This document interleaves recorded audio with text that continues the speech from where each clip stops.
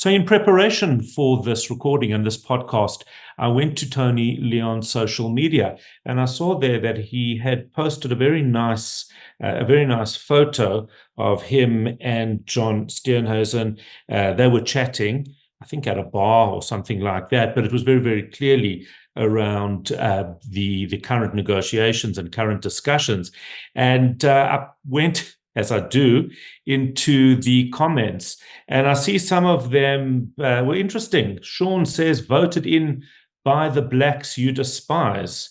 Bob says, I thought you were dead, sorry. And somebody whose name I can't read says, South Africa is white again. Tony Leon, good morning. Are you sensitive? No, I'm not particularly sensitive. I also think if you go into that toxic stew called social media, which probably for my sins of omission and commission, I participate in from time to time, then you've got to, take the lumps, as Boris Johnson would have said, or did once say. So, yeah, look, people say a lot of things, and that's incidentally not a photograph from a bar. That's might be the Last Chance Saloon. That was in detailed discussion with John Steenhuisen last Friday over the at the meeting of Parliament, when the DA was in negotiations with the ANC about the statement of intent. And there were some last-minute proposed changes from the other side that we were conferring about. So that's the context of the photo.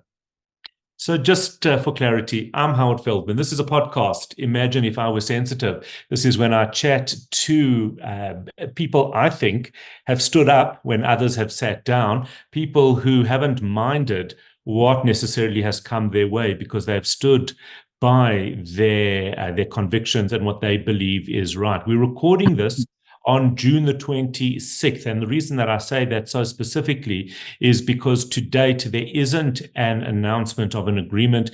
I obviously have to be because I'm going to say I'm going to be sensitive, but I'm not. But I'll ask questions. If Tony Leon can't answer them, then he will just simply say that he's unable to, because he is in the throngs of these negotiations. It's actually an incredible thing, because in some ways, I would imagine, as difficult as this has been, it's also really given you the opportunity to shape South Africa's future in a way that very few people have had in terms of opportunity.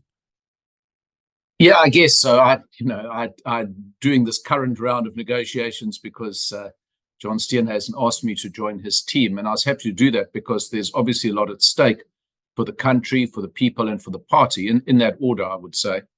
It's, if you were to use that American expression, it's my third rodeo. In the 1990s, when I was much younger, in my 30s, I was a delegate to the CODESA constitutional negotiations, and then to the multi-party negotiation process, which birthed the constitution, and then thereafter in Parliament as a leader of the DP for the 1996 finalization of the constitution. So, in those negotiations, first of all, I was much younger. So I had less experience, and therefore I knew all the answers. Now I know a lot more questions. And maybe more optimistic. I don't know. More optimistic in 93 than in 2024, probably. And then, obviously, when I was the leader of the Democratic Party, we had a very significant round of negotiations with the then new National Party to create the Democratic Alliance, which yesterday celebrated its 24th birthday. So it's one of the few institutions to have both withstood the rigors of political South Africa and actually increased its footprint. But, in the first two negotiations, the 93-96 constitution and the birth of the DA, it was a lot easier because, first of all, there seemed to be all to play for then. And now we are, you might say, leavened or weathered by the experiences that we've gone through, Howard. And, we don't have that much of a safety margin now to either get it right or not get it at all. So I think there is a weightier sense of responsibility now, even though I'm only, one of 6 DA negotiators. I'm no longer the leader, which is also quite an interesting dynamic because I had been the leader. Helen Ziller was my successor. Difficult for you? Is that difficult to to have been in that position, no longer holding that authority power position, but in fact still very much central to the direction of the party now? Well, I describe myself as the poor man's David Cameron. He, as you know, was the leader of the Conservative Party and the Prime Minister post I never reached, and then was brought back by Rishi Sunak as the Foreign Secretary in the last few months. So even though he'd obviously once led the party and the government, he's now just a member of.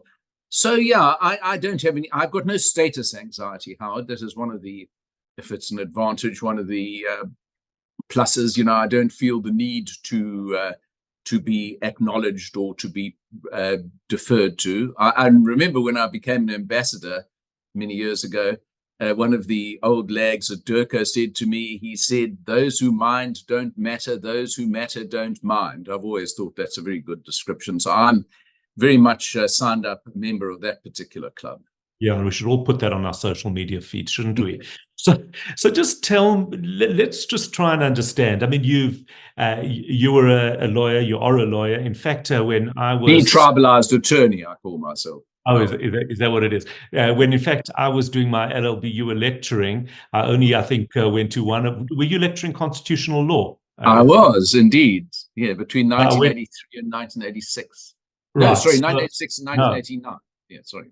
Okay, so no, then I definitely missed you. I was there in 91, but you definitely you had given, maybe it was a guest lecture, but you were you were obviously a lawyer. You then left to become much more involved with politics. Was this part of your upbringing? Who was Tony Leon as a child? Were you always going to be moving in this direction? Well, look, I grew up in in what was in Durban in the 1960s and 70s, you might call a liberal white family. My father was a lawyer who became a judge. My mother was very active in politics, in a range of, I suppose, broadly you would call it civil society movements of the time. Mm-hmm. And, you know, although Durban was extremely conservative, as in the white community anyway, we were not part of the kind of conservative Durban consensus. We were a little more liberal, but we also were part of the kind of the secular Jewish community. Mm-hmm. So I didn't go to Jewish schools, but we very much, did all the rituals from, brisses to bar mitzvahs and some occasional synagogue attendance. So there were an amalgam of influences on me, of whom obviously I think, as in all cases, the parental influence was significant. But I went to some interesting schools, one of which was pretty conservative and quite very disciplinarian.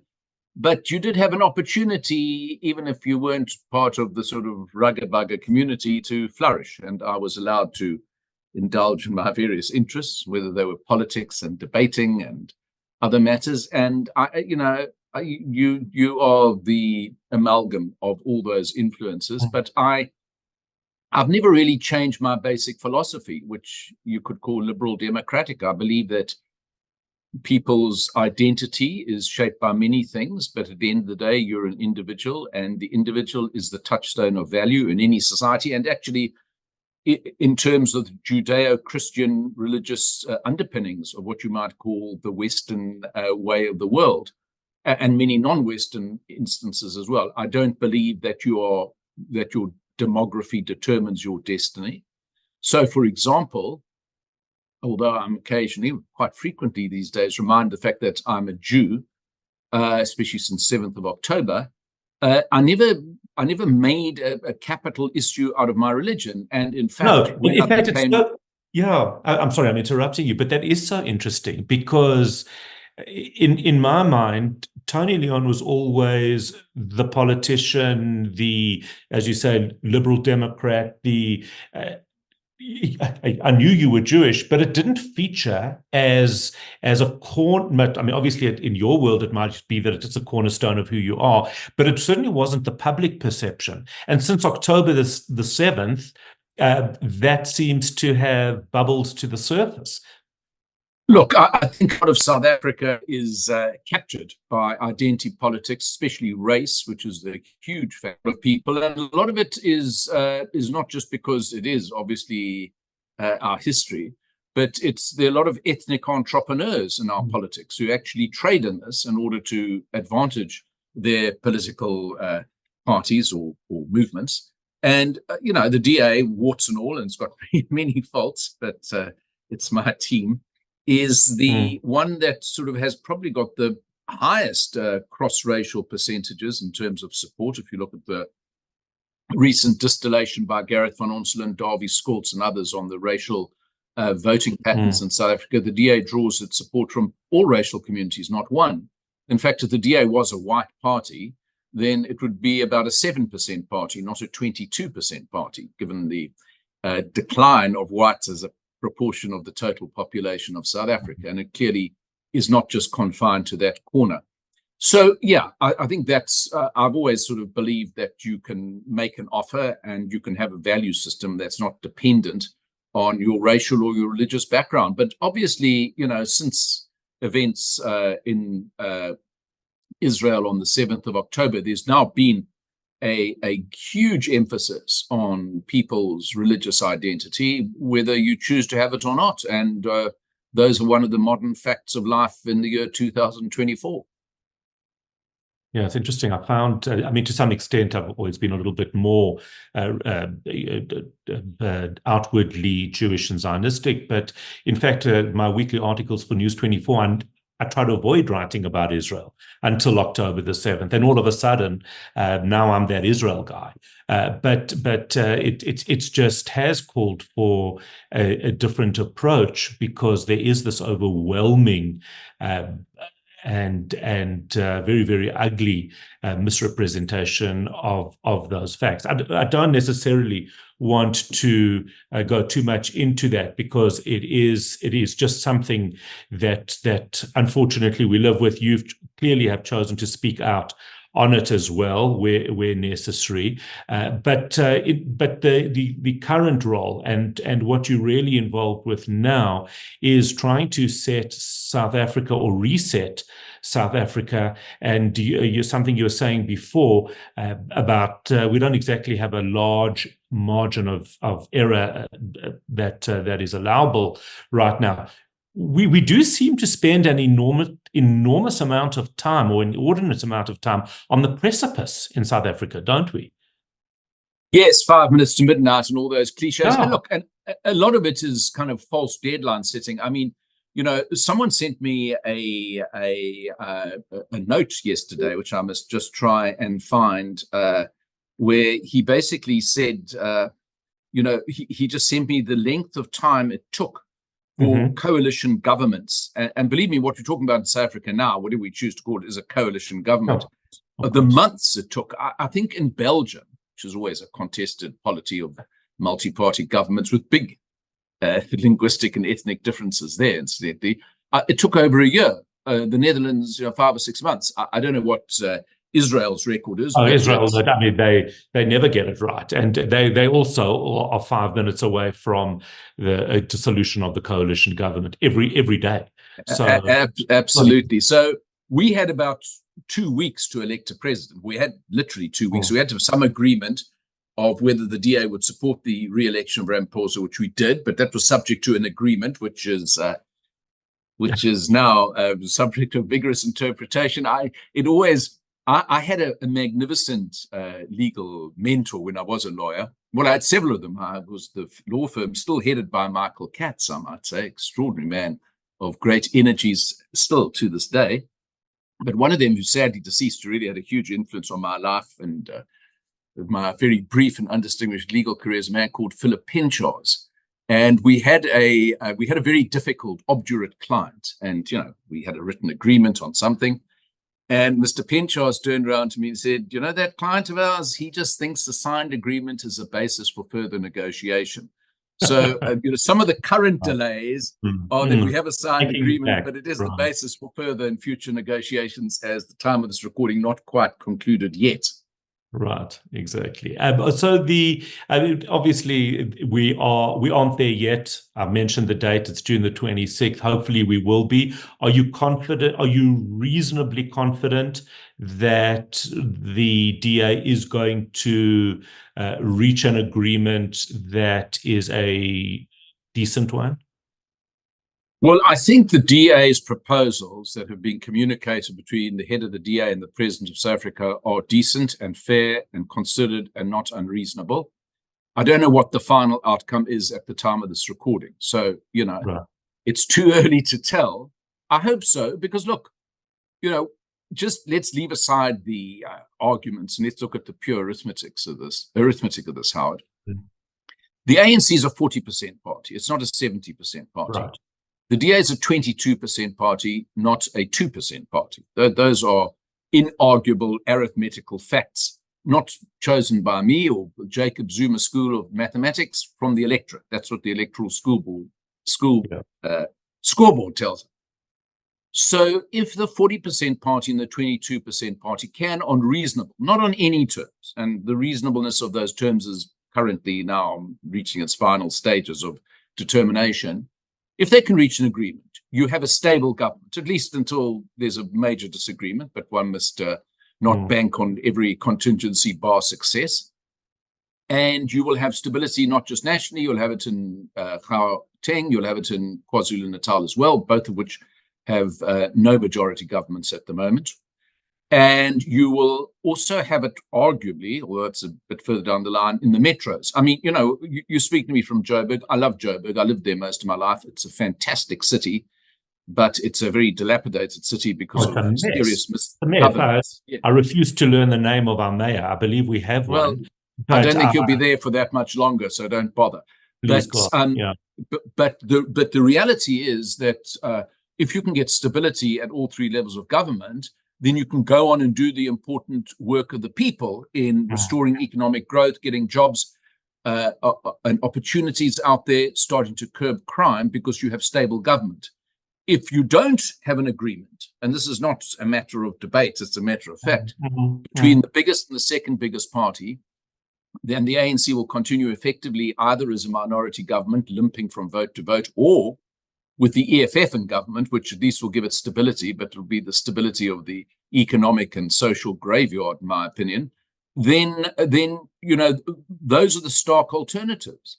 So, there are a lot of people, I might say in the last 3 weeks, I've heard from friends I know well and friends I didn't know I had, importuning me, you've got to do a deal on any terms. What's happening? Can we, crack open the champagne? All this anxiety because people obviously watch the anxiety. It's very real. The anxiety is real. I don't know that as I was saying, many other countries experience this level of very real danger. An MK, EFF, ANC coalition, it really is what nightmares are made of. When we look at who was signed in yesterday, and some of that colorful cast of characters, it really was. I mean, if it wasn't tragic, it really would be funny. It's a great movie. I completely agree. Look, the fact that a disgraced, impeached judge like John Schlorpe could be the leader of the opposition in South Africa, post I once held, but I don't know that I ever was. Well, I was never impeached, and I certainly believe in the Constitution that I swore allegiance to. He has been impeached, and he doesn't believe in the Constitution by his own admission. Is a very frightening prospect. It actually means that the forces in the center have an urgent need to combine. But on the other hand, the combination has got to be on terms that will endure, not on terms that are going to fall apart. Because the worst thing that can happen, it's arguably even worse than the doomsday scenarios I sketched just now, would be to create this government on the flimsiest, most makeshift of foundations, and then find it falls apart in 3 months' time. So Which is what happened in Johannesburg with Action SA, with Exactly. that's exactly what did happen here. And as you speak about the decay, Johannesburg is falling apart, and that is very, very much the reason that that happened. The president's inauguration. I don't know if you were up here. If No, you no, no, I was not. I don't have to attend those things anymore, so I generally don't go to things I don't have to go to. But what was But I saw interesting. some reference to it.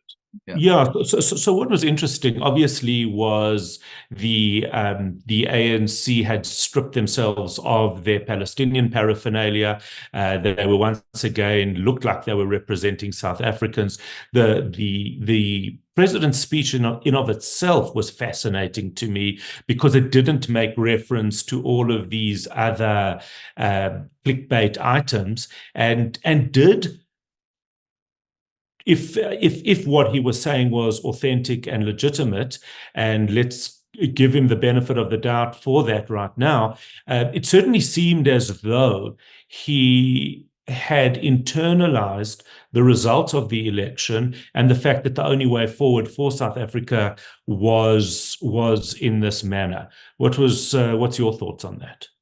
No, I completely agree. Look, I have to say that since the election results were known, Sir Ramaphosa has, in his public words and deeds so far, I think evinced considerable statesmanship. And I mean, not least, and it's easy to lose sight of this one. Also, perhaps shouldn't celebrate, basic democratic norms, but why not? Is that the ANC, this mighty party of liberation, which sees itself as the soul or vanguard of the people, actually accepted an election result which toppled them I think that's huge. from from majority power, and they didn't contest the elections. They didn't call out the army. They didn't try and reinterpret the results. And we live in a pretty rough neighborhood. I remember once I was in Israel, and Shimon Peres said, in a rather memorable way, head of speaking, he said, if it was left to me, I would rather have the Norwegians as our neighbors, but we have the Syrians as our neighbors. So South Africa is not a country, in the middle of Western Europe. We're on the southern tip of Africa with very fragile, failed democracies around us, actually. But there are very few, arguably, other than Botswana, which really have been enduring reasonably long-lived democracies. And we obviously much bigger than most other countries in terms of economic heft in this continent. And yet we had a peaceful transition to, I don't know what, incidentally, as we speak now, but certainly from the majority party having been reduced to the largest minority party, and the ANC and the president playing by the rules of the game. Of course, there's a robust interpretation of what those rules are, which is one of the reasons there's some delays in the announcement of the government. But it hasn't tried to, drive a coach and horses through the constitutional arrangements. And I think to the extent, and I think that was reflected in Ramaphosa's inaugural speech, I think that's to his credit. Yeah, I happen to think so too. I just want to ask you about, and you have referred to this in terms of the identity politics. You referred to it in terms of the DA's very broad reach. The accusations, the constant accusations of racism within the DA. Of course, there's the nonsensical side about returning to apartheid from there all the way through to some incidents that have happened. And I know that you don't represent the party. I am very aware of that as we speak. But somehow this label endures. Now, I don't know if it endures just on social media and media, because I do believe that the DA is very, very unequally treated in the media. I don't really have an understanding of why, but it's just one of those things. Is there an element of concern within the DA about racism, or is all of this really just a false accusation? Well, Howard, to answer your question, I'd say everything, all of the above. In other words, I think there's an enormous amount of false, distorting noise out there, which is, you've got these disgraceful, disreputable people like Iqbal Survey, feeding a really pot of poison that emanates from independent newspapers. I mean, no one reads them anymore, but they make a lot of noise. And he's driving an absolute sort of anti-DA, basically a pro the most corrupt elements in the ANC is what he's after promoting. And then you've got people who genuinely do not think that a party which has quite a lot of white people in prominent positions should be in the body politic in the year 2024. You should take a back seat if you're a minority. And then there obviously are, look, the DA, I don't know how many votes they got, 3.5 million or something in the last election. There are a lot of people in that voting mix, some of whom I have no doubt are, very South African first patriots, others of whom probably very dodgy, kind of, bitter aimed racists. The DA, and I know you're Jewish and I'm Jewish. The DA is a broad church party. It's not sort of a narrow sect of true believers. It used to be that, but in those days when I took over the leadership, it had 320,000 votes. Now it's got 10 times that number. So it's not just the sort of magic circle of the sort of northern suburbs do-gooders. Right. So obviously there are going to be people there who, don't subscribe to the sort of values and philosophies that you would have, Howard, or that I would like to believe I have. And sometimes that comes to the fore. You saw this recently with a DA MP who was suspended last week because he uttered some, appalling words, even though they had a context. But I don't know that you can ever contextualize hateful language. But, but the DA, it's not so much that you have that because you're going to have it. We're all burdened by our history, and it's what you do about it. And I have to say, the DA is pretty sensitive to those accusations, but it also realizes that a lot of it's done to simply disable the party. Now, when I was involved, in fact, I made the speech with Nelson Mandela, Thabo Mbeki, then me, one or two in between us, only the head of the fifth largest party in May 1996. On the 8th of May 1996, when we agreed to the new constitution, and what really excites me then, and even animates me today, is it was a claim of equal citizenship, that no longer would your racial identity determine your life or your political chances. And that was the burden of what I said that day. And I believe that now. So I think the DA has got to keep making that claim that whites are not less than, as some would have it, but they're not more than. One is less than. And they're not more than, as clearly whites were until 1994. Yeah. Now, that sometimes for the race warrior sounds like very weak tea. But that, to me, is the only essence of a worthwhile life in society. Yeah, I think it certainly resonates with me. What do you think gave you the courage, the thick skin, maybe, to be able to do what you've done? Well, I suppose I went to I'm embarrassed to say this, but because it shows how old I am. I went to the 50th anniversary of my matric class at Kearsley College. I think it was probably those early morning cold showers and evening beatings that we had. Yeah, they're bringing them back now, but in the form of ice. Well, I don't know. It's a mixed blessing there, but I think having an absolute sense of belief in not overweening self-confidence, but a belief system. And, I can best describe it like this. And I said this, I had a magnificent colleague who was both highly principled, very effective, and also quite a difficult personality. And she died very prematurely. Her name was Dean Smuts, and she was par excellence a brilliant legislator. And I spoke in a tribute to her, and I said there are two types of politicians. There is the weather vane, who fluctuates and turns around with every gust, populist or otherwise. And then there's the signpost that knows where it's going, he or she is going, and sticks to that direction. And, having that direction, and there are a number of philosophies and backgrounds, whether they're religious or secular, that form your identity, and then sticking to it, and then knowing that those are your values, and I've got to go and prosecute them come hell or high water. That's always what I did. And it served, it was a survival kit, but I also hope it was something worthwhile. Well, time will tell. Well, certainly you're doing a great job of it, and it's really been an absolute pleasure and honor to speak to you. I will let you go back to doing what you need to, and hopefully we'll hear. Final hours now, Howard, final hours. It is, and hopefully we'll hear good news soon. Tony Leon, thank you for chatting to me. Thank you for taking the time, and thank you for doing what you do. I'm Howard Feldman. This has been an episode of Imagine If I Was Sensitive.